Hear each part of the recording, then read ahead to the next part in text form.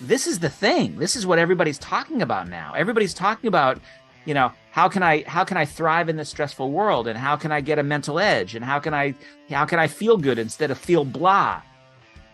Friends, there's no shortcut or magic pill that'll make you feel mentally fit. It requires daily work across 5 mountains of integrated vertical development. But what if I told you there was real emerging science that validates thousands of years of Chinese and Ayurvedic medicine, which can help you feel better and propel you forward on your mental fitness journey by upgrading your gut-brain axis? This is game-changing, and this is life-changing information. Welcome to the most exciting adventure of your life. Welcome to a new way of living, and welcome to the 5 Mountain Adventures podcast. Hi, I'm Casey. And I'm Andy. We help people feel better and thrive in stressful times. Our goal for 2023 is to help 5,000 people not only feel better, but to thrive in these stressful times via our podcast and mental fitness one-on-one and small group coaching. You can help us reach our goal by rating and sharing our podcast and following us on Instagram and YouTube. Help us raise the vibration of our world, moving from anger, fear, and division to courage, understanding, and compassion. It starts with us. And today we are speaking with Dr. Shawn Talbott. He's the author of hundreds of articles and more than a dozen books on nutrition and fitness. His work has been featured in media outlets around the world, including a variety of segments on the Dr. Oz show, as well as at the White House as part of Michelle Obama's Let's Move campaign to fight childhood obesity. Doc Talbott holds an MS in exercise science from University of Massachusetts and a PhD in nutritional biochemistry from Rutgers. He also holds advanced certificates in entrepreneurship and innovation from MIT. He's a fellow of both the American College of Sports Medicine and the American College of Nutrition, and currently serves as the Chief Science Officer at Amare, the mental wellness company. A veteran of dozens of Ironman triathlons and trail ultramarathons, Doc Talbott is intrigued by how our mental wellness impacts our physical well-being. He's fascinated by the links between diet, biochemistry, and psychology. The idea that what we eat changes the biochemistry of our bodies and influences how we think, feel, and behave. Welcome, Dr. Shawn Talbott. Hey, it's great to be here. Thanks for having me, you guys. Absolutely excited about this conversation. So important, we feel. And we are curious, though, what you are most curious about in your life right now. Oh, I'm constantly curious, and that's a blessing and a curse, I think.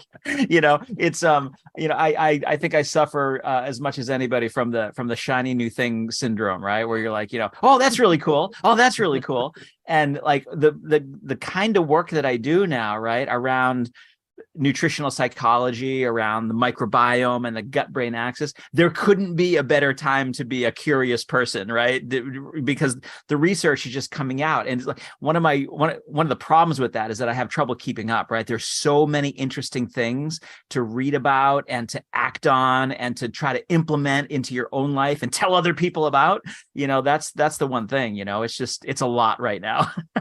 But that's the flip side of that is that there's a lot of tools that we can use, that we can recommend to people that help them, thrive in this stressful world, like you guys say all the time.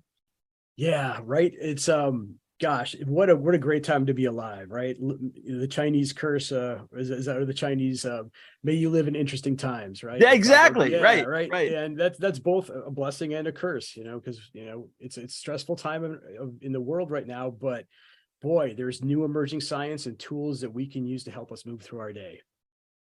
Absolutely. 100%. Yeah. And the thing that, and we're going to get into this, right? We're going to start talking about the gut brain axis and things like that. It's a yet another tool that has roots in ancient medicine, but is now being proved out scientifically. So now as, scientists, we can look back at what all those old hippies used to do, 30 or 40 years ago and go, oh my gosh, they were right about a lot of this stuff, even though they didn't know it, like they knew it, but we couldn't prove it. We couldn't measure it, but now we can. So now it's a thing. Love that. Well, we're really excited to jump into this, but we love hearing origin stories. what got you to where you are today? Would you mind sharing kind of the journey that led you to the path that you're on? Yeah, sure. So, the way I refer to myself now, I refer to my career as psychonutrition, or sometimes it's called nutritional psychology. That didn't actually exist 20 or 30 years ago, but I've been doing that work all along. It's this idea of, and you said it, Casey, a little bit in the introduction, right? So my PhD is in nutritional biochemistry. So I know the biochemical impact of food and nutrients and things like that. You eat this food or you consume this nutrient, and a stress hormone like cortisol goes up or down, or an inflammatory marker goes up or down, right? So that's the biochemistry of it. But now we're able actually to link that biochemistry to psychology, to that stress hormone, and how does that change your resilience or your feeling of stress, or how does a neurotransmitter change your mood or your mental focus or something like that. But I started my career as a sport nutritionist. When I got my PhD in nutritional biochem, my job was to work with a lot of elite level athletes, right? So I did a lot of work at the Olympic training centers, and there's Olympic training centers sort of sprinkled all across the country these days. I did work with the U.S. Track and Field Association, the U.S. Ski Team, several professional sports teams, and it was really, really great, really, really fun early career job. Trying to get those athletes to not just perform better physically, but also perform better psychologically, trying to help them get the mental edge and recover better after their workouts and, things like that. But then about a little more than 20 years ago, end of 2001, my younger brother died of a drug overdose. And it really threw me for a loop for a period of time, because he was always this kind of person that would he would use drugs, illegal drugs, to help him cope with depression and anxiety and stress levels and things like that.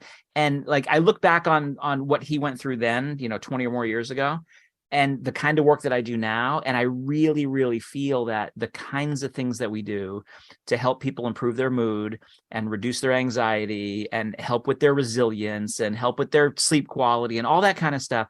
I think if those tools were available 20 years ago, then we might have been able to help him naturally in a way that would have helped him feel good enough to not have to go back to using those drugs, right? So I think about that kind of thing all the time, but it kind of, when that happened, it kind of set me on the path to say, hey, look at all these cool things we're doing with these elite level athletes, for them to get a mental edge and for them to improve their performance and for them to thrive in the stressful world of elite level competition.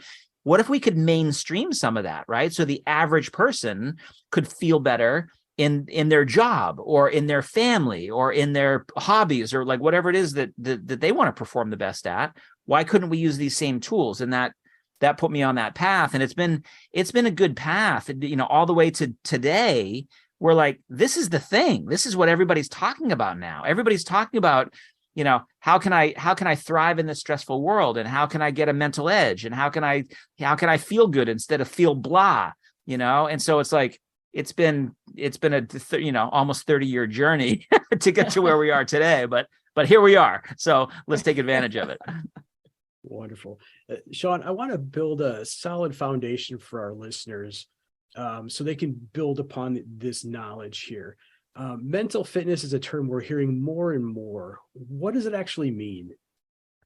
Yeah, mental fitness, in my world, mental fitness really can be summed up as resilience, right? That you have the bandwidth and you have the reservoir to address whatever you encounter in a good way, right? There's all kinds of ways that we can measure that in the laboratory or measure that in the clinic, but it's the idea that somebody is able to thrive in the face of whatever level of stress that they find themselves in. And so it's how can I say this? Most people, if you went up to the average person on the street right now and said, how are you doing? How are you feeling? Most people would just automatically default to saying, I'm fine, right? I feel okay, right? And that really is shorthand these days for I'm stressed out, I'm sleep deprived, I'm holding on by my fingernails, right? That I'm just barely getting by.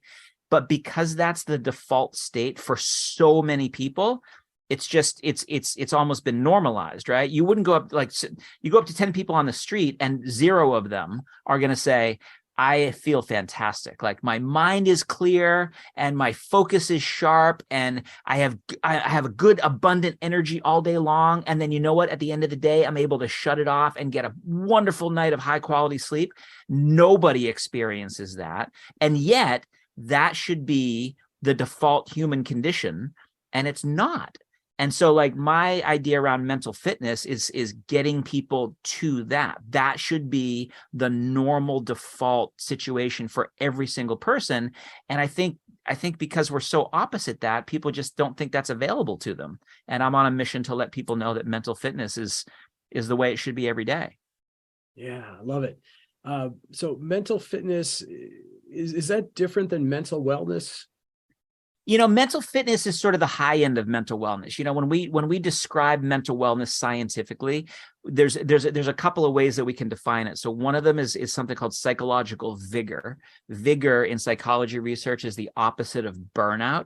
So vigor is defined as a sustained 3-tiered mood state characterized by physical energy, mental acuity, and emotional well-being, all wrapped up into one thing. That's vigor. So vigor is the opposite of burnout. That's how people want to feel. That's when you have vigor, not only are you physically energized and you're mentally sharp, but you're motivated, you're resilient, you're the kind of person that can get things done and solve problems and form strategies and that kind of stuff, right? So that's vigor. Sometimes we describe it as human flourishing versus the opposite of flourishing is languishing. So those are different than depression, which we can measure separately. It's different than anxiety, which we can measure separately. So there are all sorts of slices of mood state, and mental fitness, I think, is when people are trying to optimize all of that. A lot of times I describe to people that there's what I refer to as a mental wellness continuum, where at the low end of that continuum, you might actually be depressed and anxious and burned out. The people, and then your solution is to feel normal again, right? Your solution is to sort of get into the middle of that continuum, where you might not feel amazing, you might not feel great, but you feel okay, right? You feel like you can execute on certain things instead of being in a rut, in a quagmire.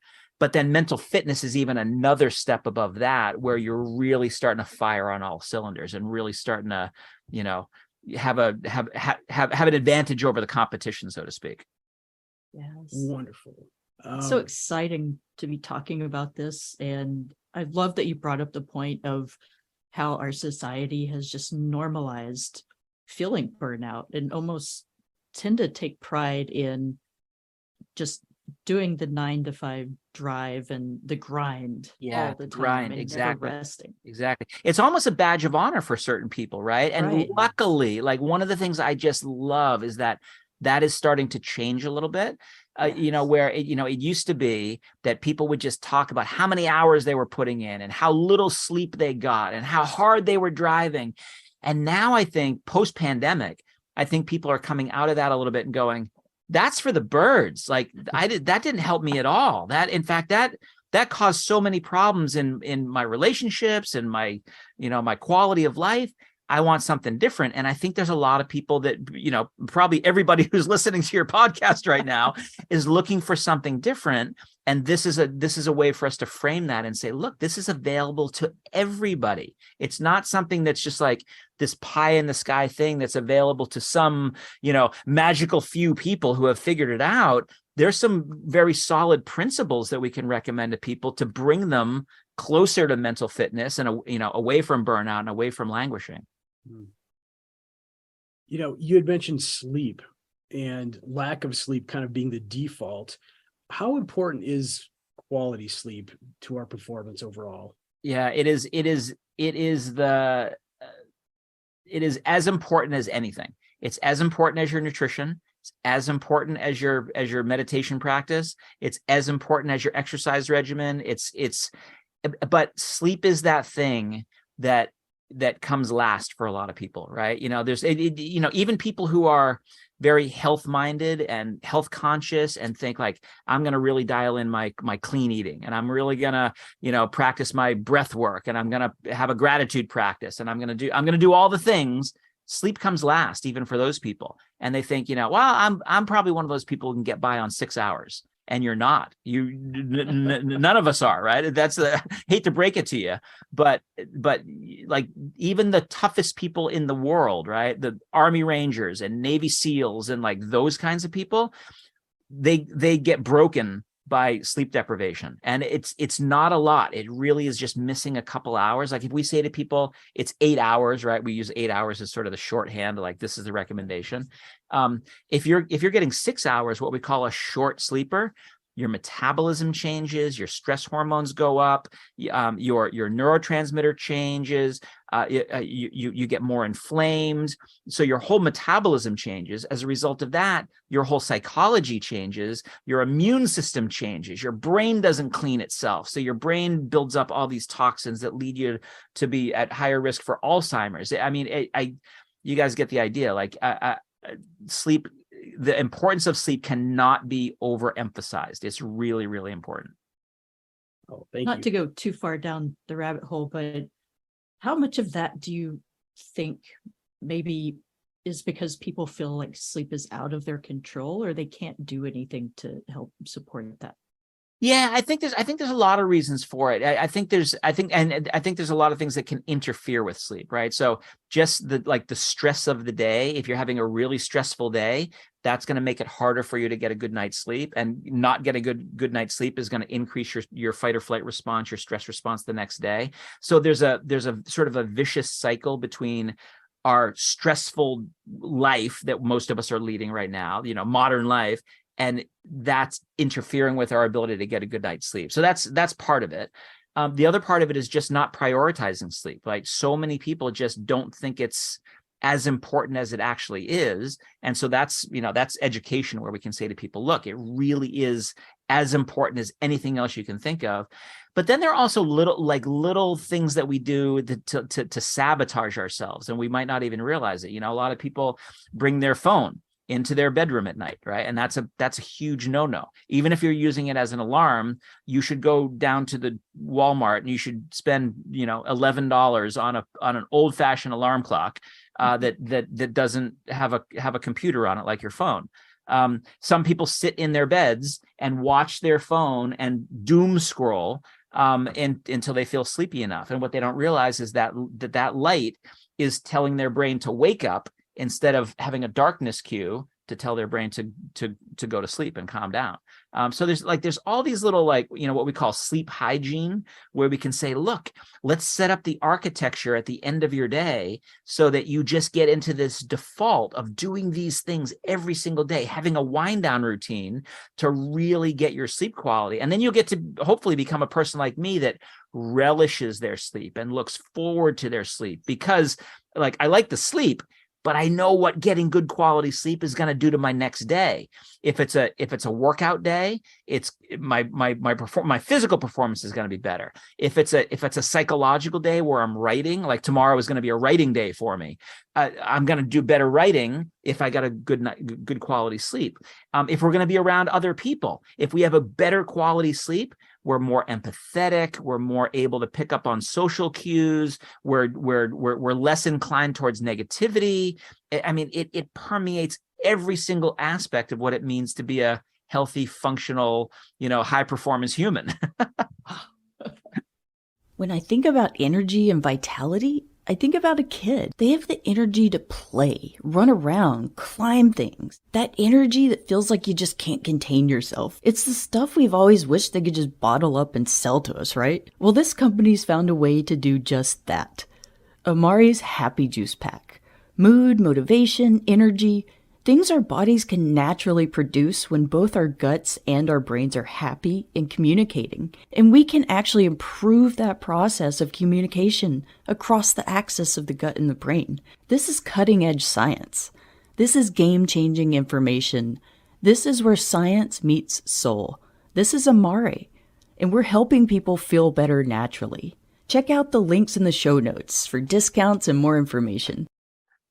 A term we're starting to hear more and more from emerging science is gut-brain axis. Could you explain to us what that is? Yeah, this is fundamentally changing not just how we think about mental fitness, what we're talking about right now, but fundamentally changing what we think about all of health and medicine, the gut-brain axis. So this is the idea that how we feel is not just in our head, it's also in our gut. So our gut, what we call the second brain now, because your gut is the source of the majority of the neurotransmitters in your body. So approximately 90% of our serotonin is made in our gut. And serotonin, a lot of your listeners will know, is the neurotransmitter of happiness. If we don't have enough if we don't have enough serotonin, we're likely to be depressed. And if we can get the level of serotonin up higher, we're likely to be less depressed or happier. So 90% of it is made in the gut. If we want to be as happy as possible, we need to look at what the gut is doing first before we think even about what's happening up in the brain. Similar for dopamine, about 70% of dopamine is made in your gut. That helps with motivation. Probably half of our GABA, which is the body's relaxing neurotransmitter, that's made in the gut. The gut also makes a variety of other signaling molecules, short-chain fatty acids, and a whole bunch of other things. So if we're not taking care of our gut, or our gut is out of balance, our whole gut-brain axis is going to be out of balance. So we're not producing the neurotransmitters in the first place, which means they can't be received by the brain. And so you're producing them in the gut, you're receiving them in the brain, and you're sending them between those two brains across the axis. And your axis is how those signals travel. Some of those signals are going to travel through your nervous system, which is one part of the axis. Another part of the axis is your immune system. Another is your circulatory system, your endocannabinoid system, etc.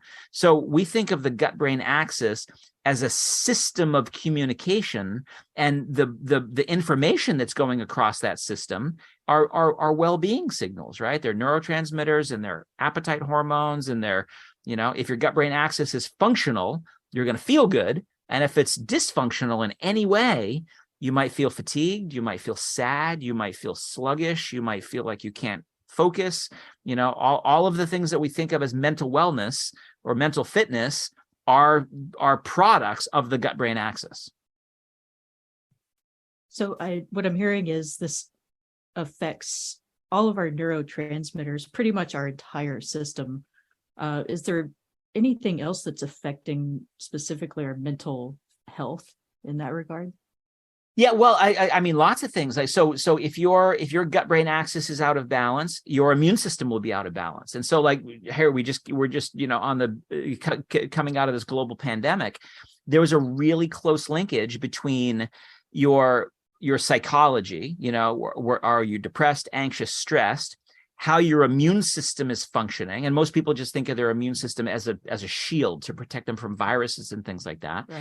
But a lot of your immune system is governed by what's happening in your gut. So just like your gut is making your neurotransmitters, your gut is actually orchestrating what your immune system is doing. So, if your gut is out of balance, you're not going to feel good. If your gut is out of balance, you're not going to be able to protect yourself as well. And so, like, there's a lot of this linkage between, like I said a few minutes ago, what we're learning about the gut-brain axis is fundamentally changing everything we think about when we think about human health, psychological health, physical health, even the aging process itself is thought to reside a lot in what's happening in the gut. And specifically, when we talk about the gut in that way, we're talking about the bacteria in the gut, what we refer to as the microbiome. So, like, we really have to take care of our bacteria as much as we take care of any other aspect of our health. Yeah. So how would addressing the connection here between our microbiome, I guess the heart is in there, and the brain help us perform better, whether we're running an ultramarathon or even just facing our everyday stress? Yeah, whether you're trying to train for an Ironman, or you're just trying to get to the end of the day with enough energy to be able to spend it on your family and your kids and your pets and your hobbies and things like that. It's all the same stuff. So, gosh, where to even start? It's if you're taking care of your microbiome, bacteria, and you're taking care of making sure those signals traverse that entire gut-brain axis, it impacts on every aspect of performance, and so I say to people all the time, you don't have to be an elite level athlete to take advantage of this kind of stuff, right? You might want to just be like a more engaged partner. You might want to be better with your coworkers. You might want to be better and more present with your family. And like whatever level of performance that you're trying to achieve. Like I say this all the time, you want to become the best version of yourself. And the way to become the best version of yourself is to look at this first. And like one of the things I love about it, and this is probably my perspective as a nutritionist, is that you can change what's happening in your gut like with a snap of a finger by changing what you eat. So if we're feeding people the standard American diet, we know we're growing a population of bacteria that's going to make more inflammatory compounds and that are going to lead us to feeling more depressed. But if we eat more of what I call the mental fitness diet, right, which is sort of broadly based on the Mediterranean style diet, we can grow a population of bacteria that's going to make more serotonin so we're happier, and make more dopamine so we're more motivated, and make more GABA so we can relax in the face of stress and have better resilience, right? So you can change all of that based on what you're choosing for your diet. What snacks are you putting in your mouth? What supplements are you taking? And it's a very easy thing to do. I think sometimes people hear us talk about mental fitness and they go, oh gosh, are these guys going to tell me I got to change my whole lifestyle? And, I've got to go do this and move to the top of a mountain or move to a beach or something right? So, right. but as you guys educate, it's these little consistent changes that we can make that can really have a big impact. And so for me, it really is the nutrition piece. Oh, I love that. So several thoughts came up while you were explaining that. And the first one is, amen. This isn't about making massive shifts. We talk in the intro, I talked about, daily consistent work across the 5 mountains of, integrated vertical development. Don't let that scare you. These are really just small daily changes to your life that can have massive impact. Right. And nutrition is one of those, right? So just how, breath is another one, how you breathe every day, taking some quality time to breathe well, getting a little bit of sunlight, a little bit of exercise, and then building upon that day after day. So thank you. And one other thing that came up is, you had mentioned as we're coming out of this global pandemic, we've had, I think a lot of the people who suffered the most, what I'm hearing or have heard is a lot of these people had issues that related to perhaps their diet and that were perhaps preventable, but because we call it the SAD or standard American diet is so prevalent, maybe that information wasn't readily available to them, or they just made different choices. So where I'm going with this is, we have it within us and available to us every day to make really good choices. So when we talk about diet, and you had mentioned, the mental wellness diet or the Mediterranean diet, what does that really mean? What does that mean for your everyday person? Yeah, it means eating fewer processed foods and more whole foods. That it's as simple as that, right? It isn't that you have to completely revamp your entire refrigerator and pantry. I hope people will eventually do that. Right.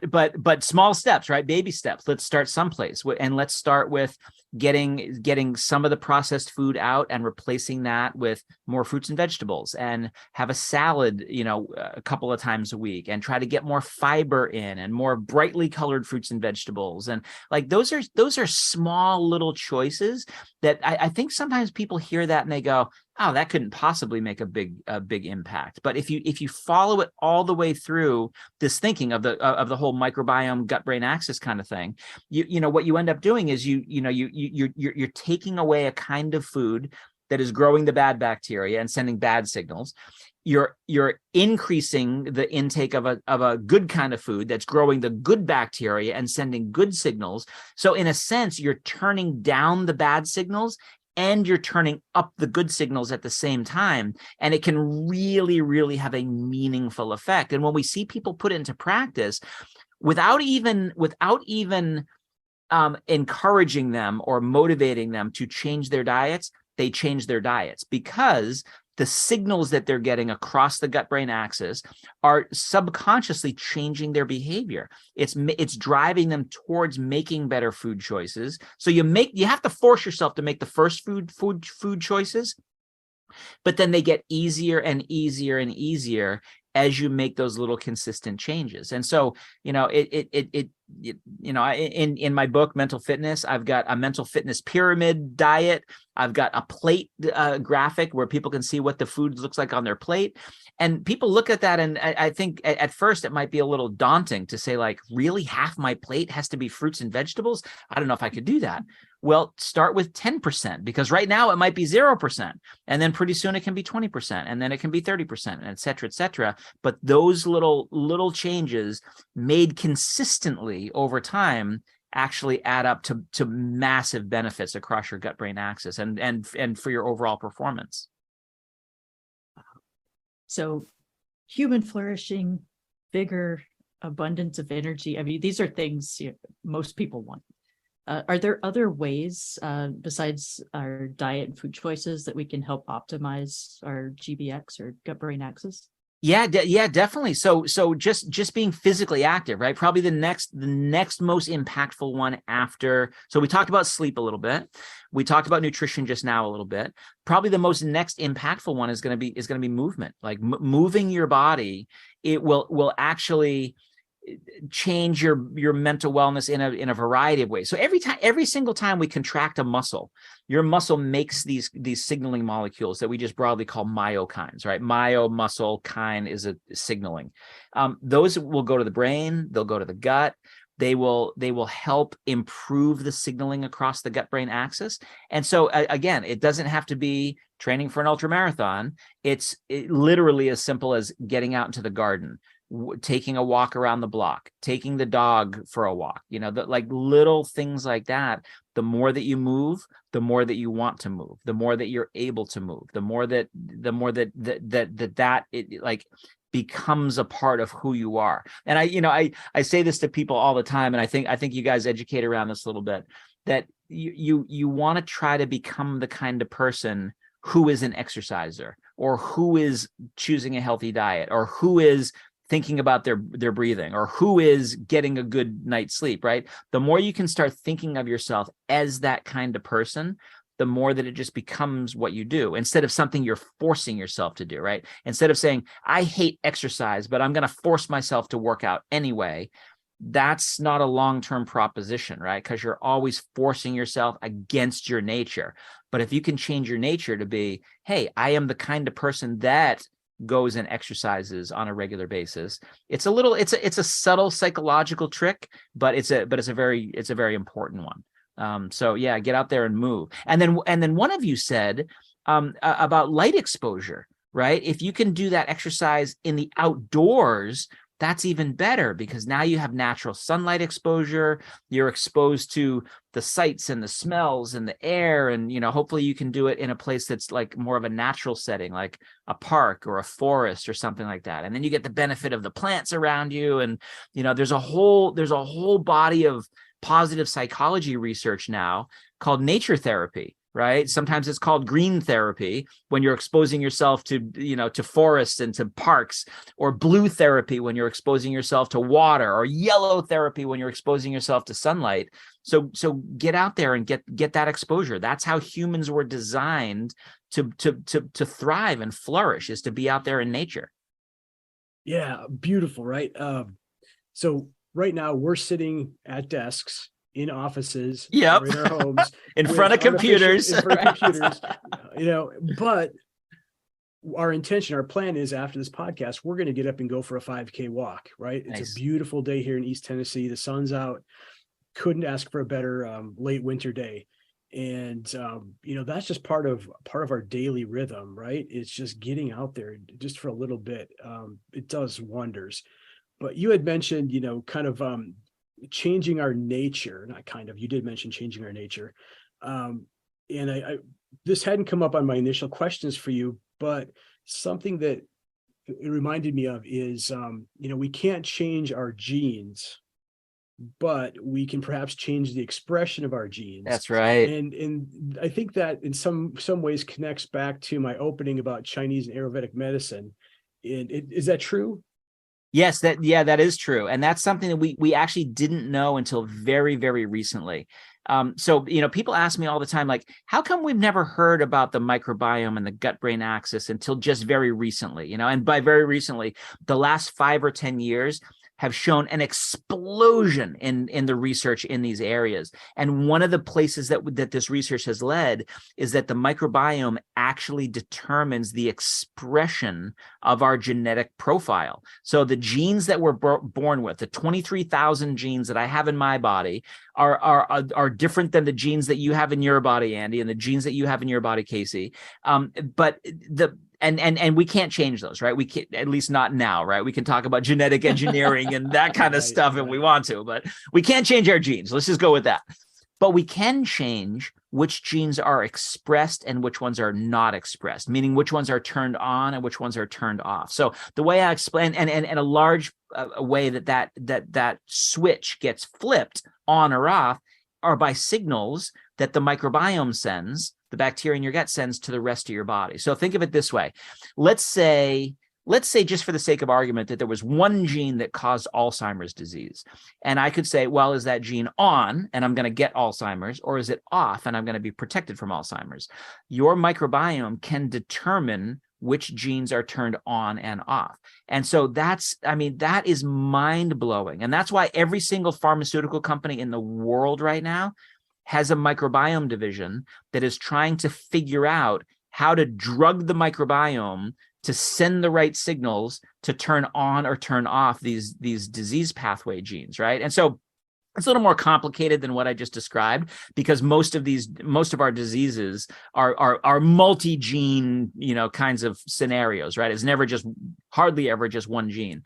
But if you could use the microbiome to change a family of genes, right? Let's say we could use the microbiome to turn off several of the inflammatory genes or turn on several of the immune system genes.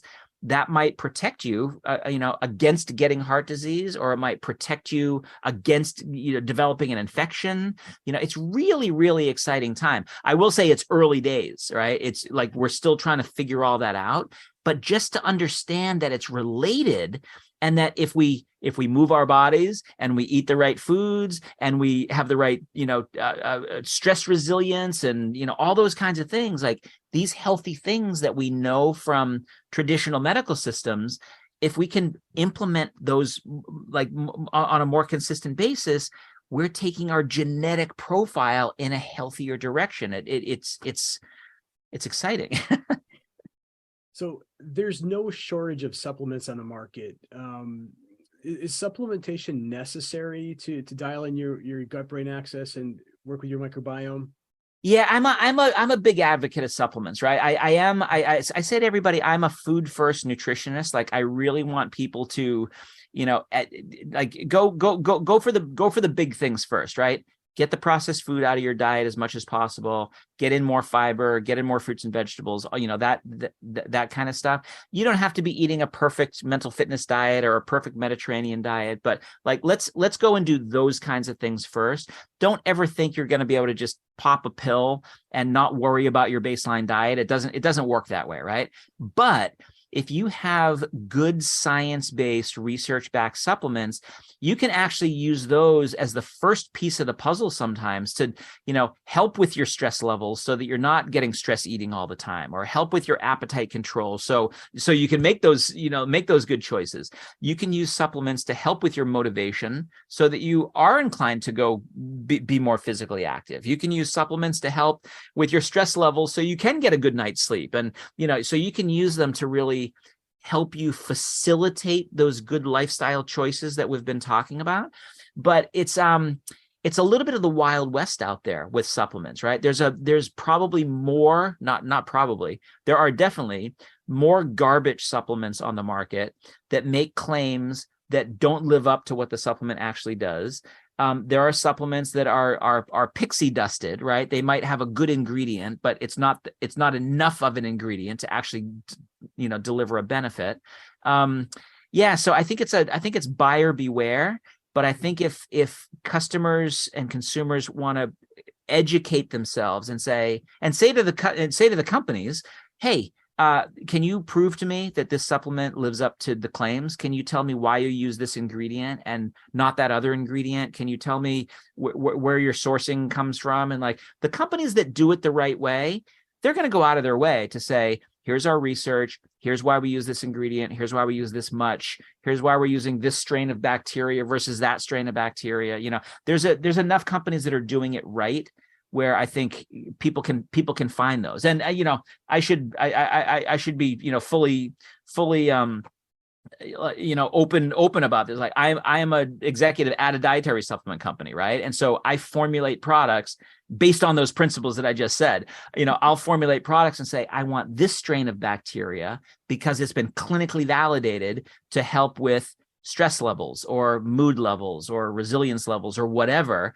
And if I can do that, if I can follow the science, then I can go to the customers that are asking those questions that I just said. And I can say, listen, there is research to show that this is going to help you feel better. There is research to show this is going to help you perform better. And then you should be the judge of that, right? You should say, okay, let me see what this research is going to do in my body. How am I going to feel it? How am I going to perform with it? How am I going to respond? And you know, if you follow the science, you can be reasonably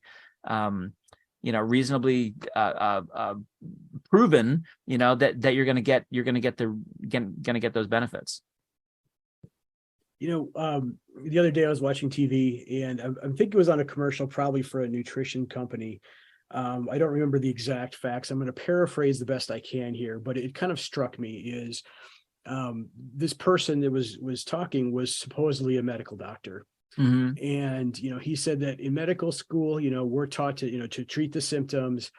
And, you know, we do this with pharmaceutical drugs, right? And then those pharmaceutical drugs could have side effects. And then to mitigate those side effects, we take, you know, you take another drug, right? Another drug, right? And don't get me wrong, I'm not anti-pharmaceutical. I'm not anti-medical doctor. I'm, you know, full disclosure, I'm on a couple of prescriptions right now myself. But, you know, well, first of all, I guess, you know, and just to kind of piggyback on that, a conversation I had with a friend a couple of months ago was, well, he doesn't take any supplements because his medical doctor told him he gets enough nutritional, you know, vitamins and minerals through his diet, Mm-hmm. through everything he eats. And I thought there's maybe a couple of good points to suss out there. You know, the first is natural versus artificial. Mm-hmm. And do we actually get the proper nutrition through just our diet? Yeah, so that's an easy one to answer. The answer is no. Nobody does. Not even a professional nutritionist like myself, right? I've got a PhD in nutritional biochemistry, for goodness sakes. And like even if I ate a quote unquote perfect diet every single day, that food that I'm getting at the grocery store does not have enough of the nutrients in it to get me even to the recommended amounts, right? Which are not the optimal amounts, right? That's been proven over and over and over again, right? If you look at the very largest national surveys in the United States, nobody is getting the recommended amounts, and certainly not the optimal amounts of all those essential vitamins and minerals, right? That data is, you can't argue against it. It's massive data sets collected over many, many years. And if people are saying that you are getting everything you need from your food, they are not up to snuff on the latest data, right? But that same data set that we have in the United States also exists in Europe, also exists in the UK, also exists in South Africa, also exists in Australia, and in many parts of Asia. It's the same thing. When we're eating a processed food, modern diet, when, you know, 60 to 70% of our calories are coming from processed and ultra processed foods, we're not getting the nutrients that we're getting. And that's only looking at vitamins and minerals. It's not even looking at any of the phytonutrients, the flavonoids and the polyphenols and the carotenoids and the tocotrienols and things like that come in seeds and nuts and fruits and vegetables and whole grains and all that kind of stuff. So absolutely not. You can't get everything from your food. The next piece becomes, okay, I need a supplement. What do I do? Well, what most people do is they go to the grocery store and they buy one of those, once a day kind of, Flintstone kinds of vitamin. I don't want to pick on any particular one, but you guys know what I'm talking about. Right. And they go, okay, now I'm covered. They take one pill and they think they're covered. But what a lot of those really inexpensive products do is they use the cheapest version of vitamins and minerals, and they're not well absorbed. Some of them are synthetic, so they're not absorbed and retained in the body very well. So you're doing something, but you're not doing very much to solve that nutrient gap. You really need to be doing a lot more than that. So yes, I think supplements for somebody that wants to live a high impact, high performance life, you have to supplement if you want to get the optimal level of nutrients. There's no way around it. You had mentioned synthetic. Is there a time or a place for synthetic nutrients? Sometimes, yeah. So what would be a good? Most of the time, natural is better, but not all the time. So vitamin E is a good example. We definitely know that natural vitamin E is superior, probably 2 to 3 times better than synthetic vitamin E, and there's lots of reasons for that. With B vitamins, it's actually a little bit different. Synthetic B vitamins, meaning, and when I say synthetic, the way that we get synthetic B vitamins is we have, instead of extracting them from food, we actually have bacteria produce them. And so if we have bacteria produce them in a fermentation process, we can get a very pure form of B vitamin that also has better stability. It also has better absorption in the body. So a synthetic B vitamin, or a nature identical that's made by a bacteria, actually has better stability and better absorption in the body, and so we get a better effect than if we used a natural. So like, there's some places where you can say like synthetic probably isn't the right word for it. Nature identical is probably a better word for it, but you have to really consider that based on every single nutrient. Minerals are just rocks, basically. So, those are coming from somewhere. They're coming from the Earth's crust somewhere. But the way that we can make them better is we could take something like zinc is a good example. Zinc is all zinc is the same, right? It's going to be extracted from some sort of a mineral aggregate somewhere. But then how can you make that poorly absorbed zinc better? You can wrap it with an amino acid, or you can wrap it with a phytosome. There's ways you can improve the absorption of that poorly absorbed thing. And that right there, that's kind of a synthetic process, even though you're taking a natural zinc and a natural amino acid, and now you're putting them together in a way that doesn't exist in nature. You're doing it so that you get a better natural effect in the body. So, it's a little more complicated than just to say natural is better or synthetic is better. There's a little bit of gray area there.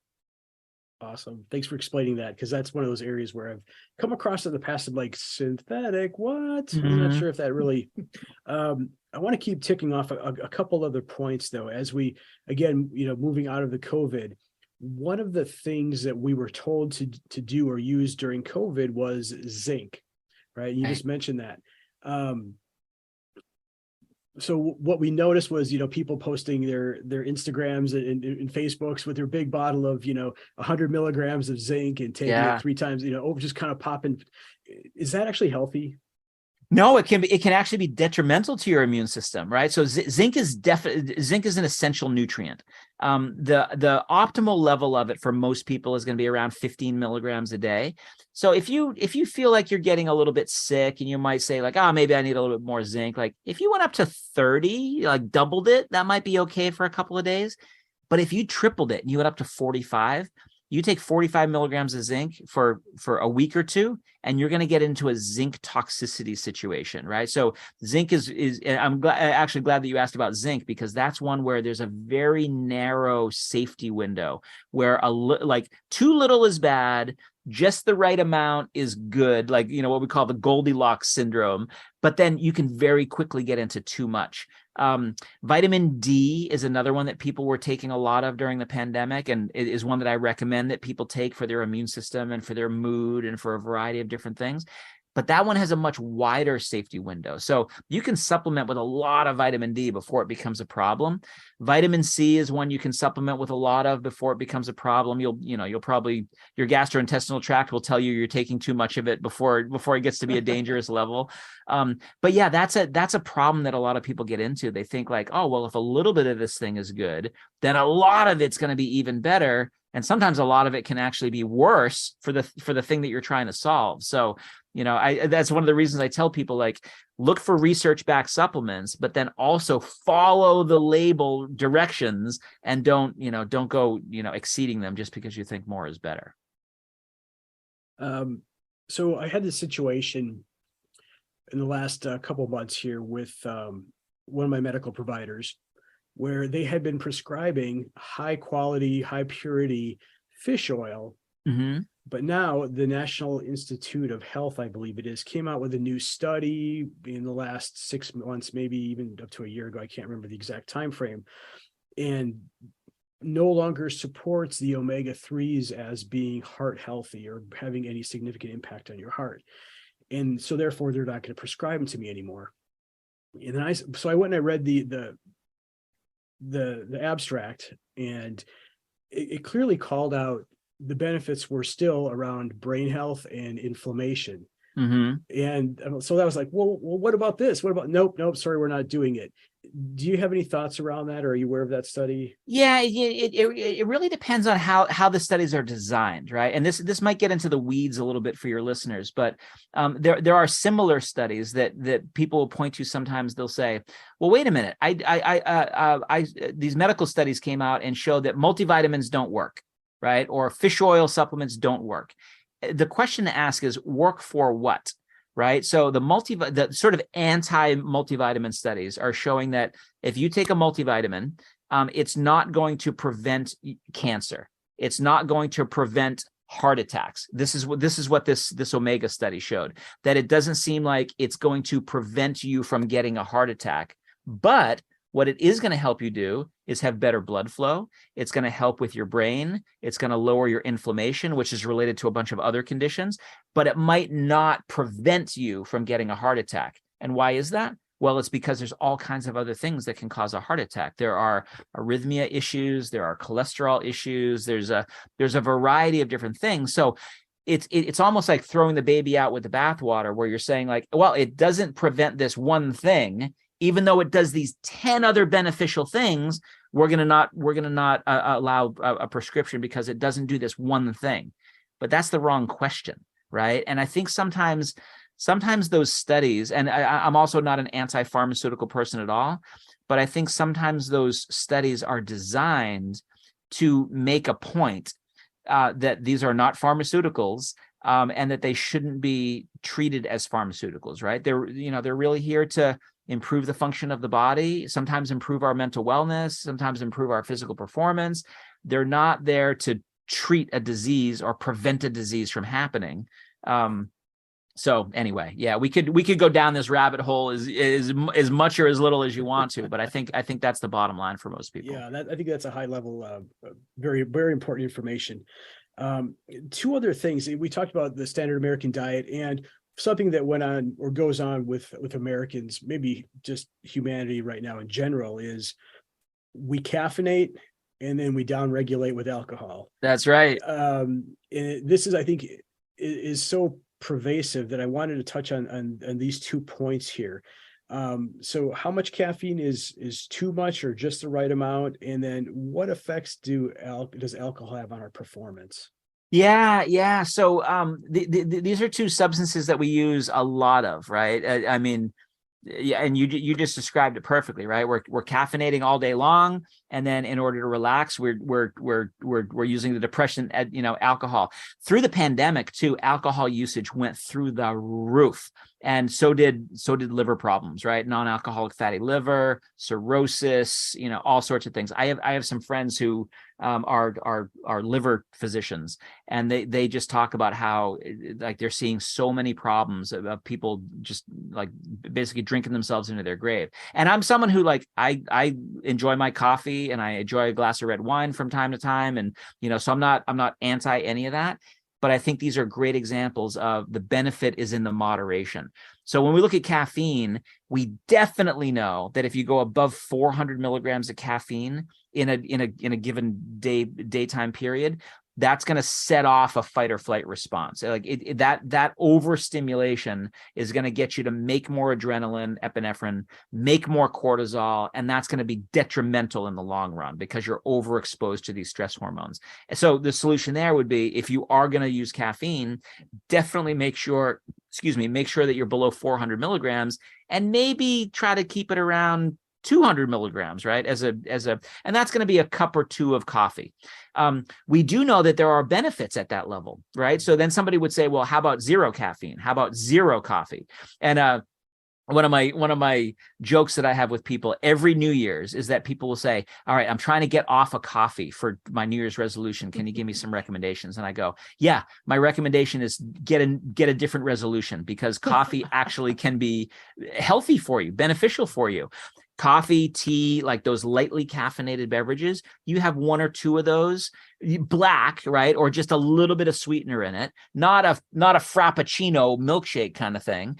But if you have a little bit of that, you're getting the polyphenols that are in the coffee or the tea. You're getting a little bit of the caffeine, which is going to actually help to stimulate neurons, which is going to be anti-diabetic. It's going to be anti-Alzheimer's. It's going to have some really good health benefits at those low levels, but detrimental levels or detrimental effects at the high levels. It's the Goldilocks principle again, right? Mm-hmm. Not too little, not too much, just right. And the just right really seems to be like a cup or two. So if you like to do that, enjoy it and get the health benefits.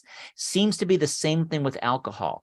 With alcohol, the data is shifting a little bit, just in the last 2 years or so, where we used to say to people, well, a couple of drinks a day actually might be better for your brain and better for your heart than zero. And there were really good studies to show that.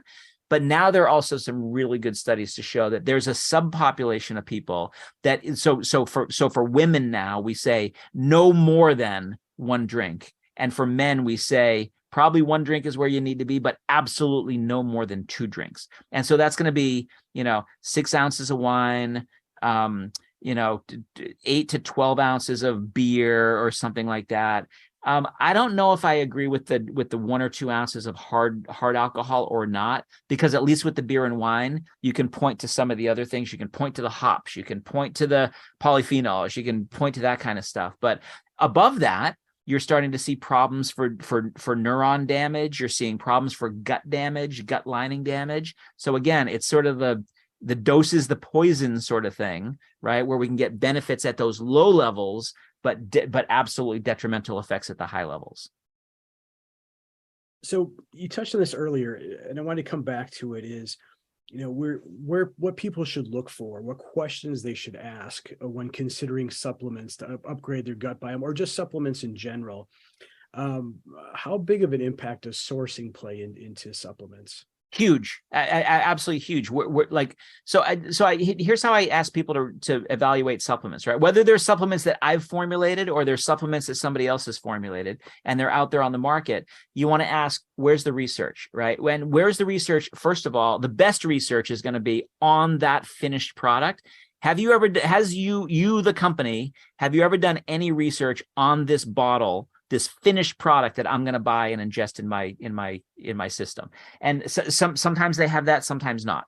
And so if they dance around, if they try to change the subject and things like that, go ask somebody else, because the companies that are doing the research are going to want to tell you, yes, here's our research, here are our patents, here are our clinical studies that have been published, and you can go and read them yourself if you want to.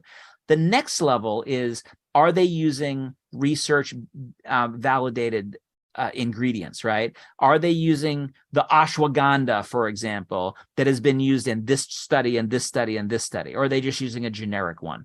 The next level would be, all right, you don't have any research on your product. You don't have any research on your ingredients. Are they at least clean? Are they at least being sourced from places where you don't have heavy metal contamination or pesticide contamination or that sort of thing?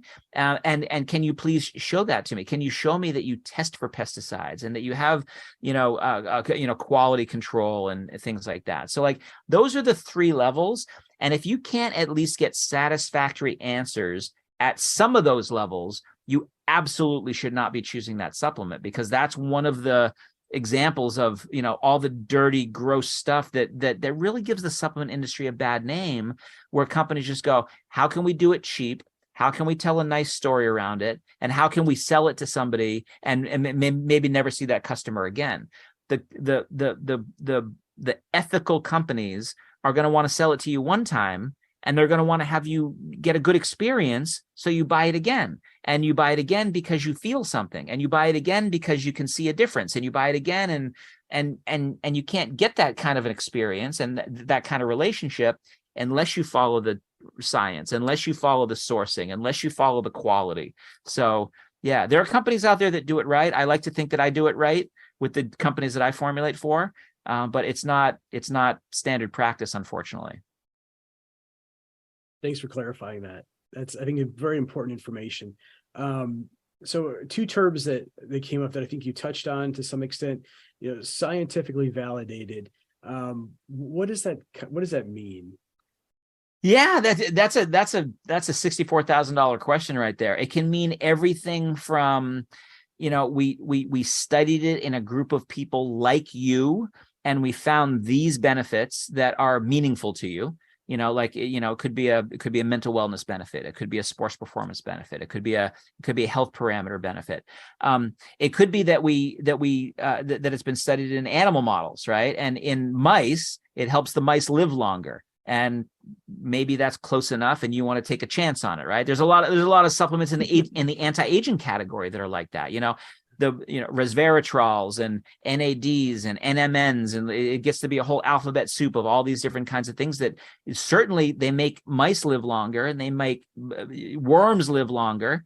But is that enough information for you to see if it's going to make you live longer, right? That study could never be done in humans, because you'd have to run an 80-year-long study, and no one's going to do that, right? So there's some of that, like the research, the scientific validation is good enough for me to take a chance on it or not.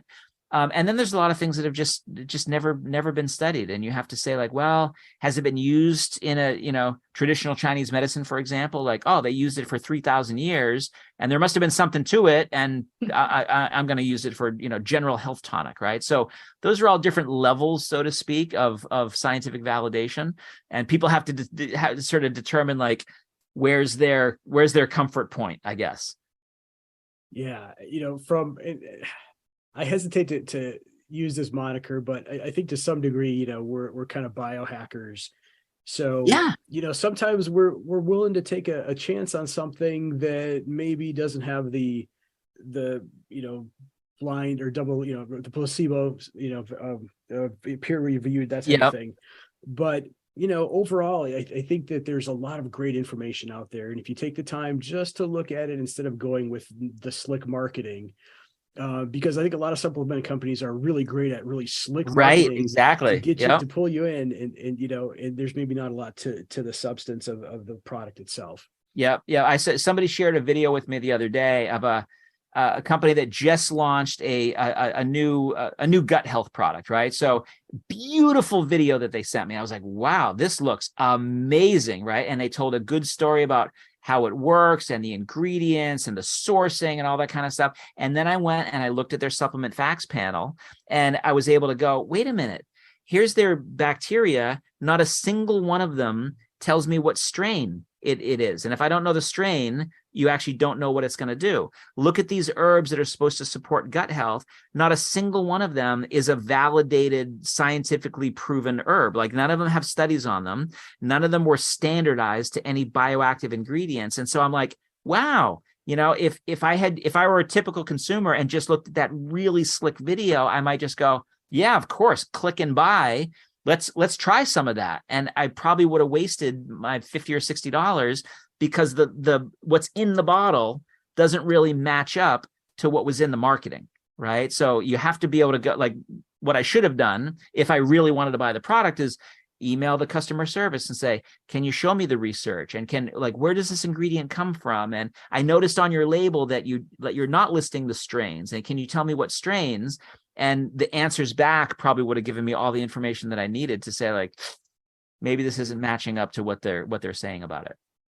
So you are the chief science officer for Amari Global, which is also known as the mental wellness company. Right. Yeah, that's our tagline, the mental wellness company. I love that. And we're not hiding the fact that we love this company. We are big proponents of it. And it has literally made huge changes in my life, from reduced migraines to reducing medications I was on, and just overall feelings of well-being, joy, and happiness. I could go on, but what makes this company different from the other nutritional companies that are out there?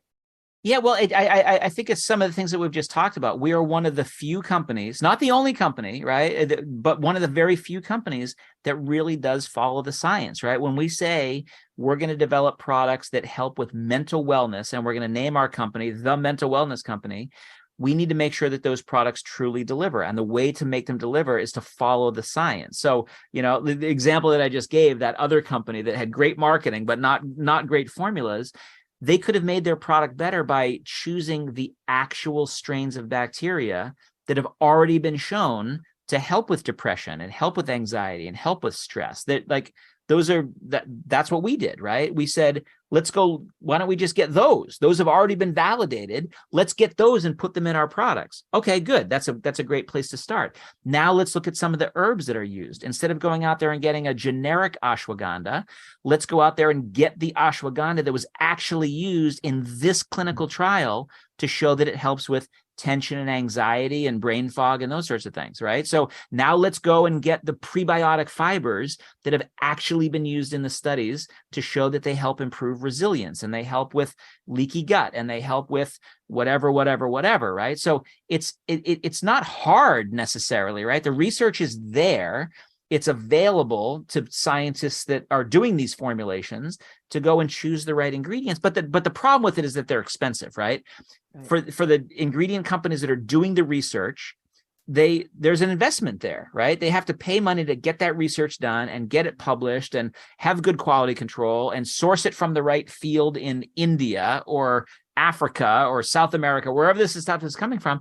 That there's a cost associated with all of that. And I think a lot of companies, finished product companies, look at that and they go, I could get ashwagandha, not the same ashwagandha, but I could get some and I could still put it on my label. And it might not be the same stuff, but good enough, and good enough is not good enough, right? Good enough is cutting corners, right? Good enough is getting something that isn't standardized or isn't used in the clinicals or doesn't have the same quality control. And so you might go, oh, good enough, and it just has a little bit of pesticide residue in there, right? Customers don't want that, right? People who really care about their health want the good stuff. And I think they're prepared to say, you know what, I'm going to pay an extra $5 so I can feel good about where it comes from and the fact that it's going to work in my body and I'm not going to get side effects from it. And it's not going to give me a rash or, whatever the case may be. But there's people who do it the right way and people who don't. You had mentioned pesticides, and this is a whole another rabbit hole we won't go down today, but neurotoxicity and pesticides is just like, wow, right? Yeah. You tell a great story that we've heard about ethical sourcing and where you're sourcing some of your ingredients. And one of them that struck me was around, was a palm fruit extract or palm fruit. Mm-hmm. Am I remembering that correctly?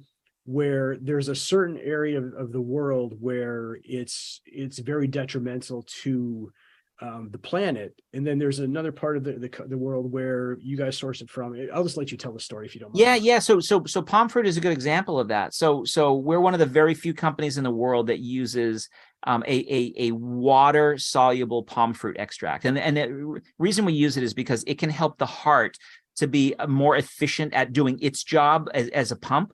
But because of that improvement in efficiency, the electrical activity of the heart changes, and the electrical activity of the brain changes. So what we call the heart-brain axis can really be improved with palm fruit extract. So you get a physical performance benefit, you get a mental performance benefit out of this one nutrient.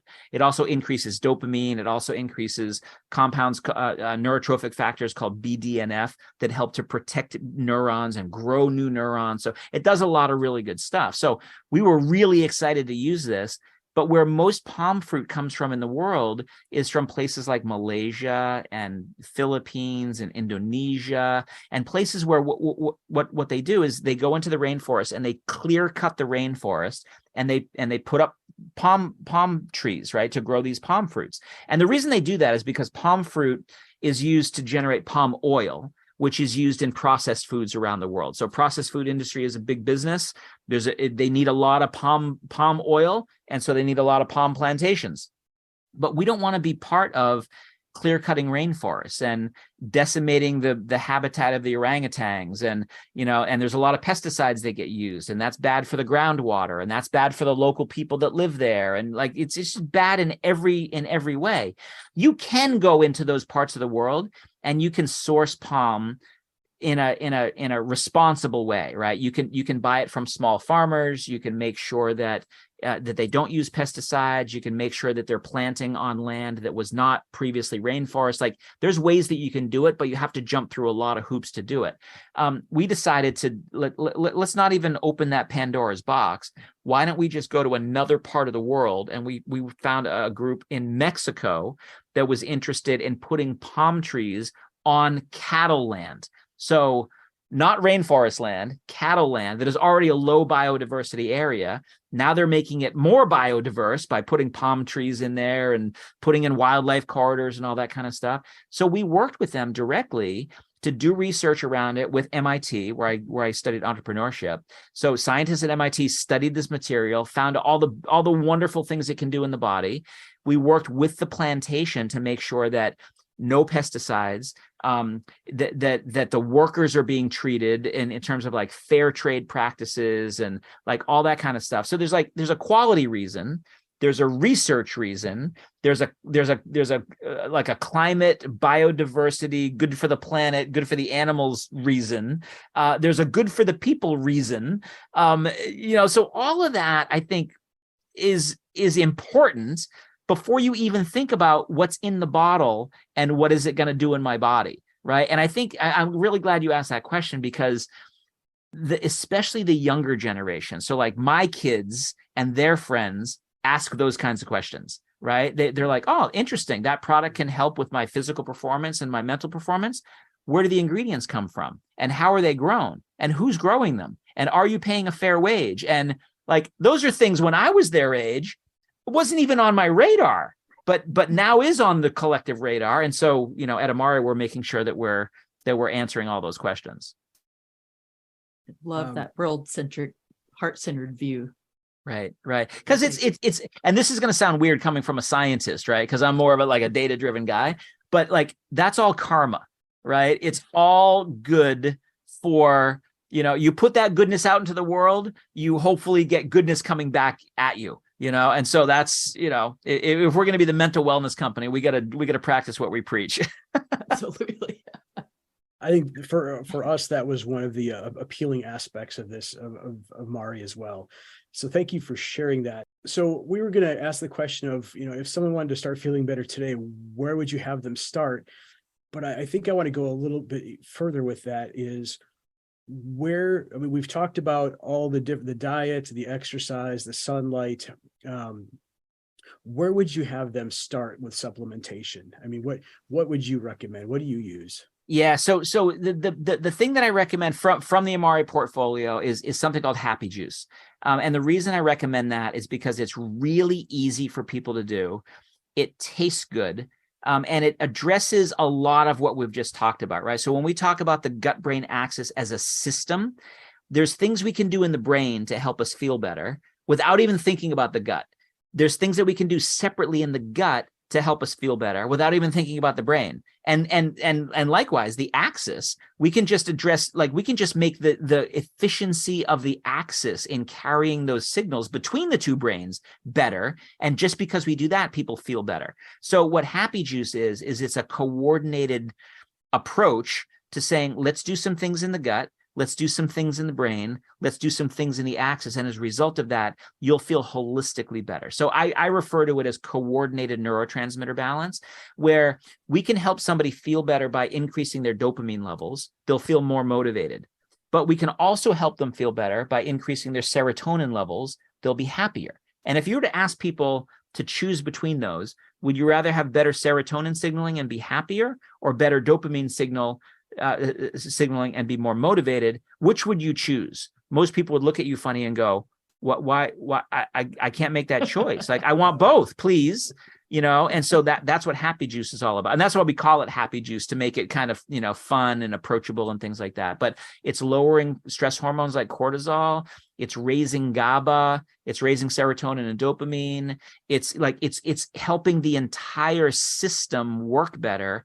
And as a result of that, people take it, and literally the first day they take it, they come back and they go, yeah, I'm feeling better. I feel a little less tense today, right? That's great, because then they're going to take it tomorrow, and then the next day and the next day. And after a little while, their brain fog lifts and they can focus better. And after a little while, their resilience comes back. And not only are they low stress, but now they can handle more stress and they can solve problems better in a stressful situation. And then their mood is better, and then their anxiety is lower, and et cetera, et cetera. So, that is what I mean when I talk about mental fitness. It's about getting people to feel better in all those different ways instead of just some of those different ways.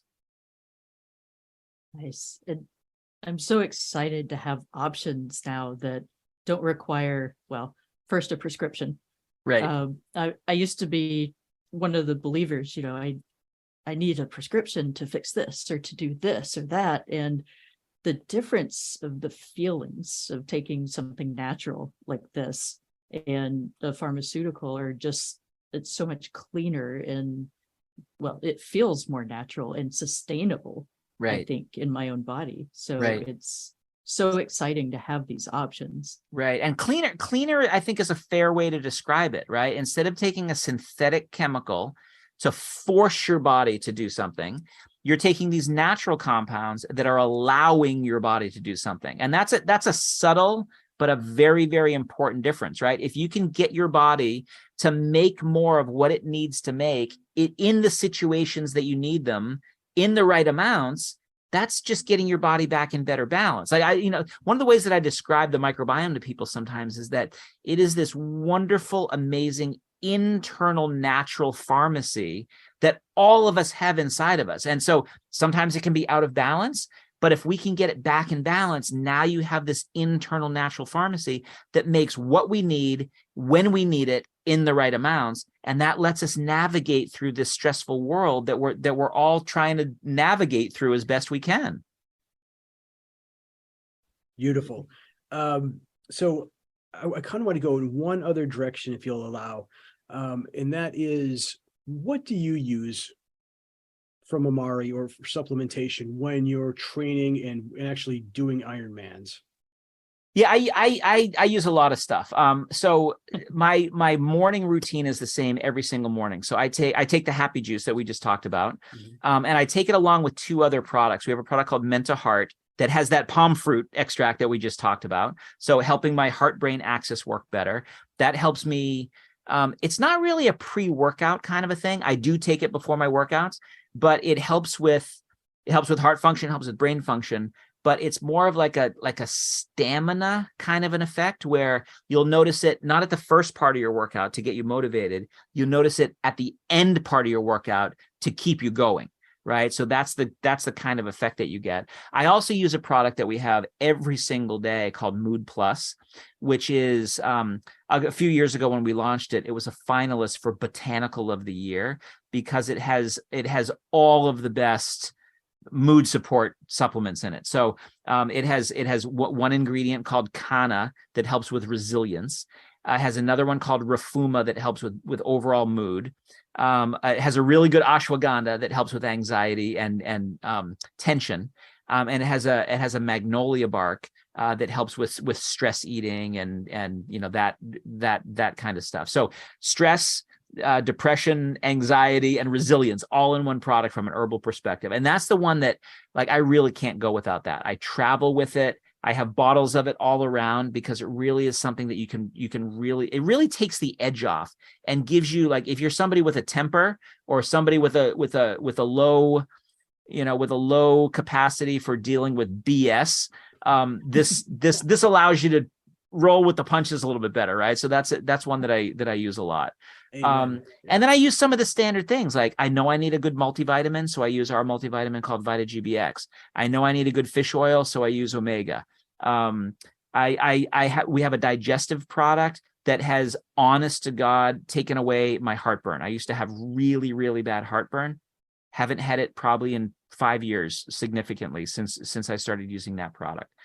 So there's a lot of things that are like and none of those are really performance products, right? I'm not taking any of those pills and saying, or powders and saying, this is helping me run faster or run further, right? It's the idea of allowing yourself to do what you need to do so you're more resilient. You can handle more stress so you don't get sick and hurt.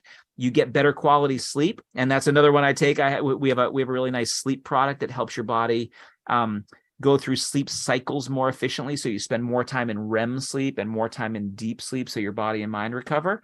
But if I can recover better because I'm sleeping better, that means I can exercise harder the next day without developing a problem, right? So it's all about, if you get this whole system to work better, you're going to be better in whatever it is that you're trying to do.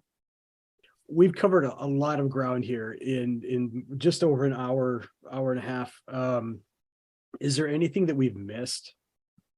No, I think we have covered a lot of ground. I think I really appreciate the opportunity to bring this out to your listeners. I think once people hear, I think the first time people hear this, microbiome and gut-brain axis, and it can improve your mental wellness, it can improve your physical performance, and it can, delay your aging, and it sounds too good to be true. And it should sound too good to be true until you actually go and do the research for yourself and go and look up microbiome and aging and microbiome and mental wellness and gut-brain axis and performance. And you'll go, oh my gosh, this is something I've never heard of before. But now there are thousands and thousands of studies that are validating this natural approach. And then you go, oh, okay, well, who's doing that, right? And then you find Amari, and then you ask the kinds of questions that we talked about.